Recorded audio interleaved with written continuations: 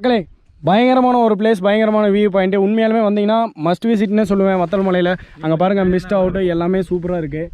நல்ல ஒரு வியூ சூப்பராக இருக்கும். கண்டிப்பாக எல்லாருமே வந்து பாருங்கள், எக்ஸ்ப்ளோர் பண்ணி பாருங்கள்.